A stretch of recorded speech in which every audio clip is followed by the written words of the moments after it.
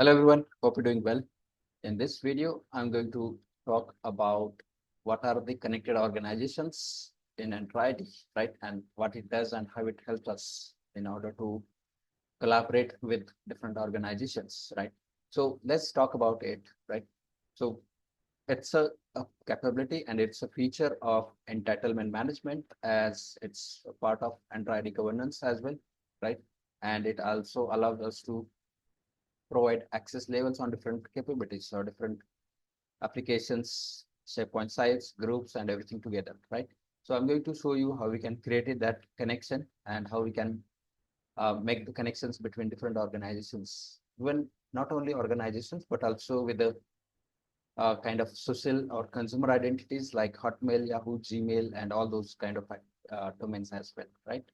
So before that, I wanted to talk a bit about it and then we will come to the demo and we'll show you how we can do that, right? But before starting that one, I would like you to like this video and share this video with your friends and people around you. Also subscribe to the channel if you are new to the channel and video. And that would be great to see. And you will see every new video whenever it is uploaded and available on the channel, right? So let's get started. So what is it? So what is connected organizations, right? So connected organization is something uh, that's the organization which is external for our organization, right? And we have relationship with them for the business or a partnership or vendor or something like that, right? So any organization who is partnering with any another organization, they are in a relationship with to do the business, they wanted to provide services or any product or something like that, right? Now, in order for this organizations to communicate with our organizations, right? And we wanted to make sure provide them the right set of access levels, right set of applications, then right set of data level accesses, all that can be managed using the connected organizations capability, right? So I'm going to show you that as well, but before that, we'll talk a bit of this is right.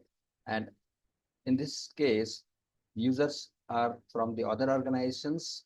They are not part of our organization or our Entra domain or Entra tenant, but still they would be able to access and request access on different applications, right? Different SharePoint sites, different groups. From there, we can grant them access and they would be able to access it. So that's going to be kind of authenticated and safe and secure connection between two organizations. And then we can provide them the right set of access levels, right set of permissions to access only those selected resources, right? We don't want them to get everything or from whole organization side, but still we wanted to give them at least for their job or for their role or as per their requirement, we can provide them the right set of access levels on it, right? So so that was a bit about connected organizations. There are some of the scenarios where we can use it, right? So there are few scenarios which includes, let's say we have an organization, users from another organization where we are from A organization and there is a B organization, right? So both organizations are using Entra directory and from both organizations can do the connected organization setup, right? That way it is going to be possible, and that's the one of the scenario. The next scenario is users from another organizations where they don't have Microsoft directory at all, but they have SAML or WS Federation Identity Protection or Identity Provider Federation. Then we can leverage that as well in order to do this setup. Right.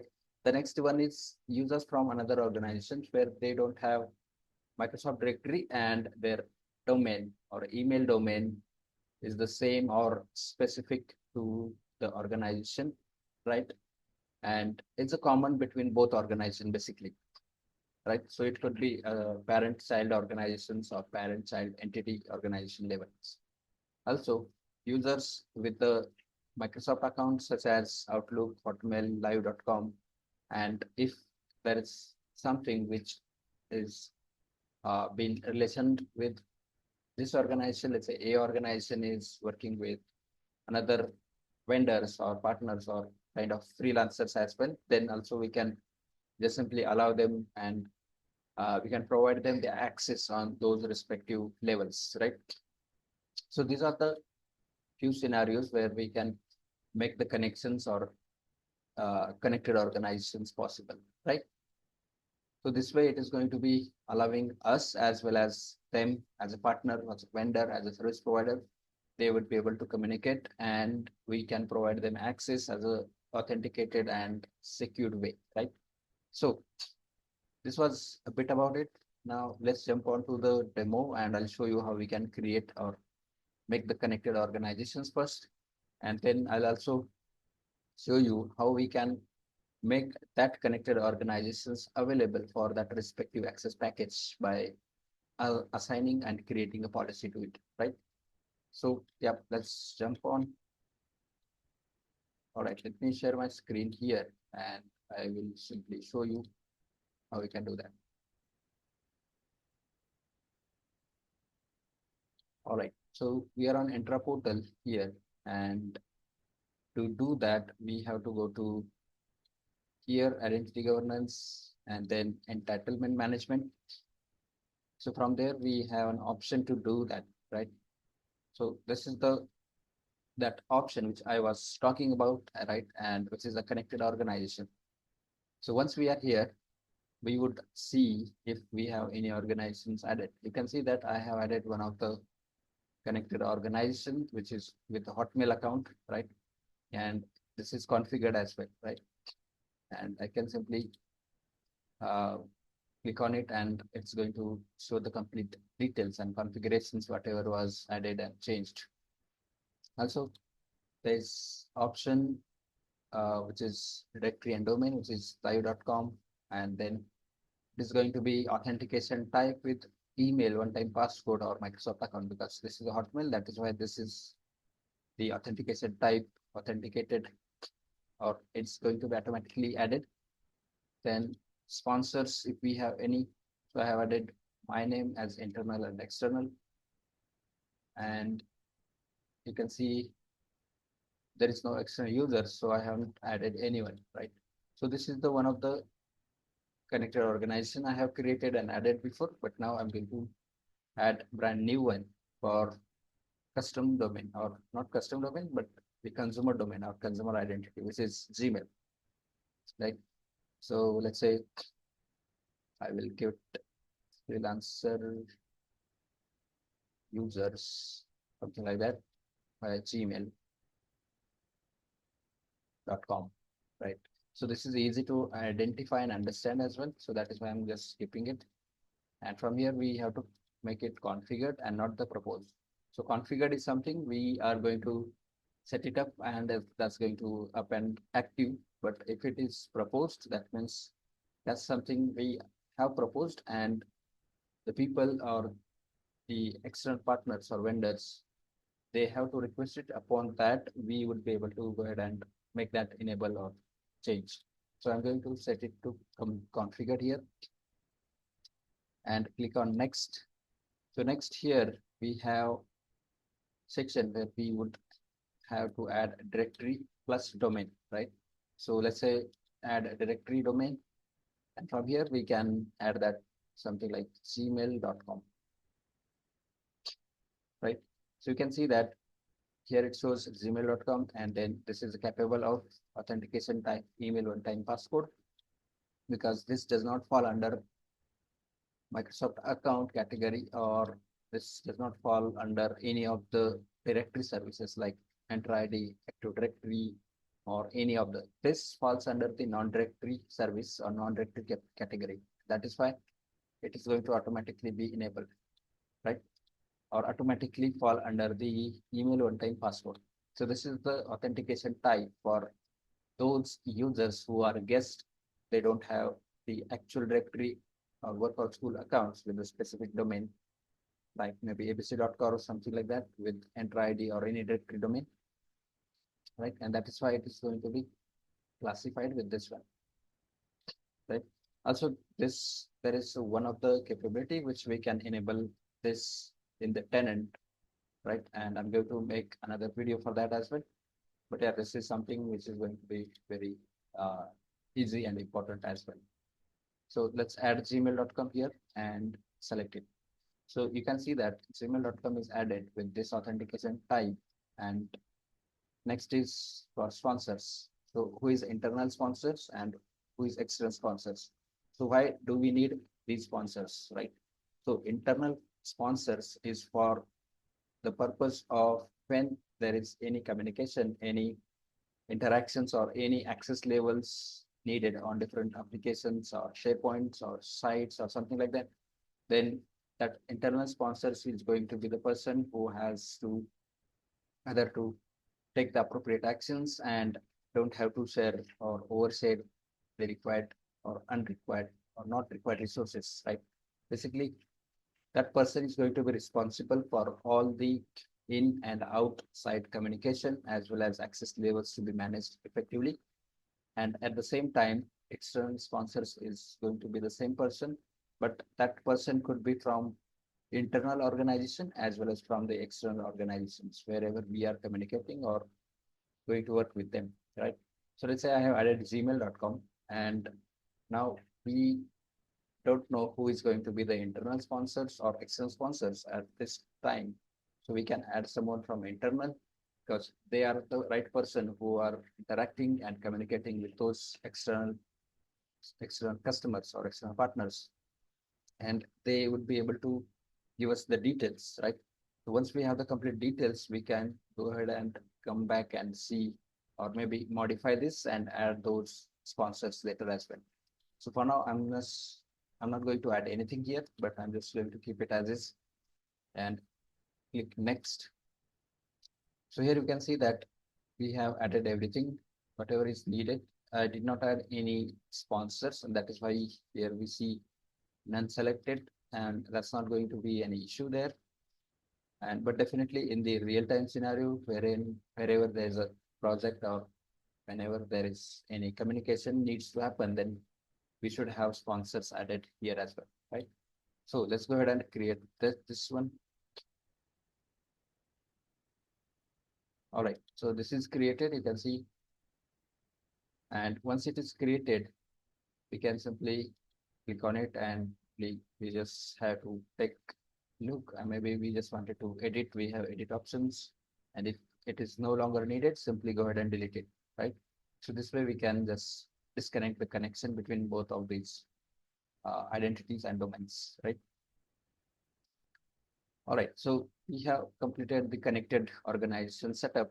Now we wanted to go back to the access package and add the same connected organizations to provide the access to those respective people from that respective organization, right? So let's go back to the access package here. And I have a bunch of access package created. You can see that access package for external users, for access review. So I'll just click on this one. And you can see that there are resources added, one group and one applications, one SharePoint site, and there are two enabled, right? Two policies are enabled in this access package, right? So to assign and basically to create this, like this access package has a policy, right? To make sure all those people from that respective domain or respective Entra ID, or maybe it's not Entra ID, but from any domain, right? It could be Hotmail, Yahoo, or Gmail, right? We need to create a policy and assign that policy to this access package. So I'm going to add that policy from here so that this access package would have that policy assigned, and then we would be able to add that one, right? So let's go ahead and give it a name. So I'll just give the same name, and this is the new feature which is in preview currently, but we can enable it and disable it as and when needed or as per need. Click next, right? So here you can see that we have a bunch of options under requests. Users who can request access. For users in the directory, this is going to be our internal organization users. For users not in directory, those are external users, right?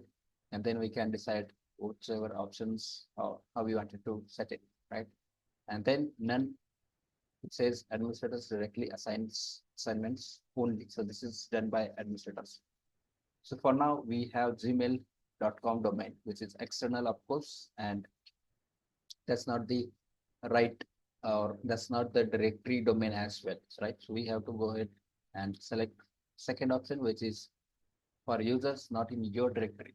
Now you can see that there are again three options, which is specific connected organizations, all configured connected organizations, all users, all connected organizations, plus any new external users, right?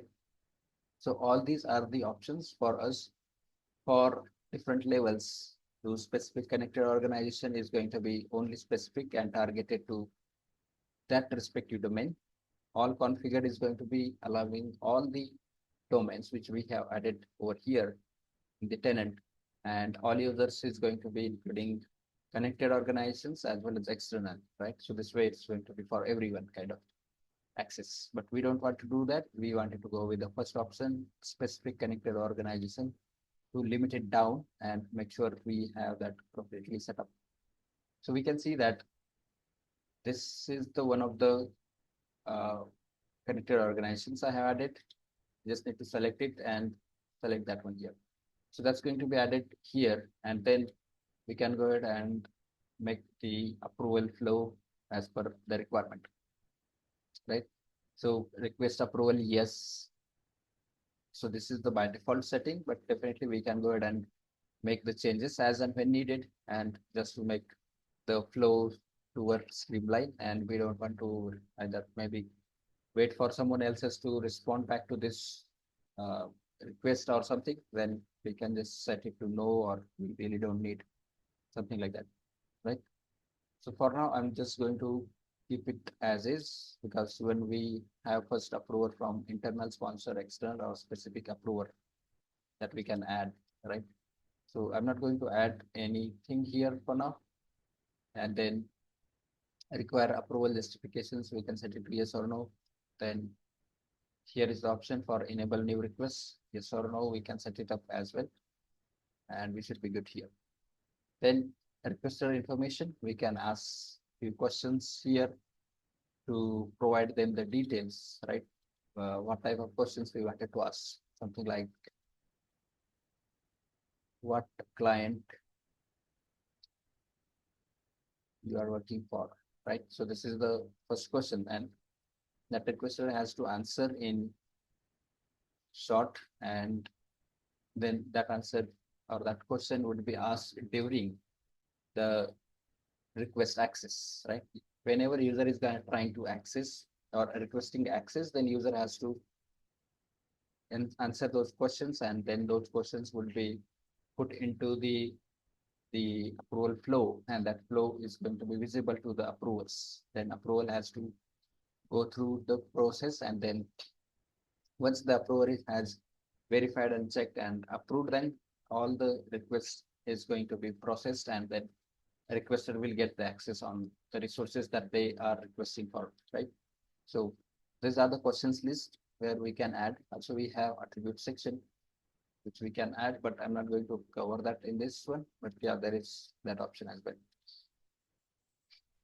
Click next for life cycle, right?